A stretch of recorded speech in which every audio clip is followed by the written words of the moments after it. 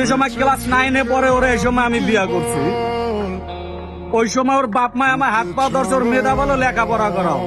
ওরে আমি masters complete করাইছি, মাস্টার্স কমপ্লিট করাইছি। ওরে কম্পিউটার কিনা দিছি, ল্যাপটপ কিনা দিছি, ওরে ফিনিশিং এর কাজ শিখাইছি। আমার পোলার বয়স 9 বছর, আর ও লাখ লাখ টাকা কামাই করে না। ও আমার টাকা পয়সা অর্থ সম্পদ কম্পিউটার জিমে যা আছিল নগদ ক্যাশ 1,80,000 টাকা নিয়ে 8 মাসের 18 তারিখ ও চলে গেছে একটা ছেলের সাথে, একটা ছেলের সাথে বাইকে গেছে। এখন ওই ছেলে দেখা যাইতেছে আপনার ছেলে দিবেন আপনাকে, ও বলতে আছে যে আমার ছেলে তোমারে দিব না। আমি কে দেবা না, ঠিক আছে তার ছেলে যাইব। ছেলের সাথে দেখাও করায় না আমার 2 মিনিট ধরে। আমি কোর্টে মামলা দিছি, আর আমারে ঠেরেক দেয়।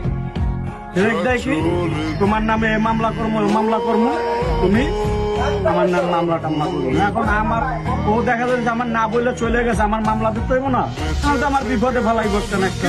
আমি মামলা দিছি, ঠিক আছে আমি কোর্টেও যাবো না, তুই মামলা উঠে আমার ওটা দিয়া ঠেরেক দেয়, খালি ঠেরেক দেয় একের পরে এক। এর জন্য আমি বলছি তুই যা করতে পারছিস তুই কর। আমি তো মরে গেছি গা, আমার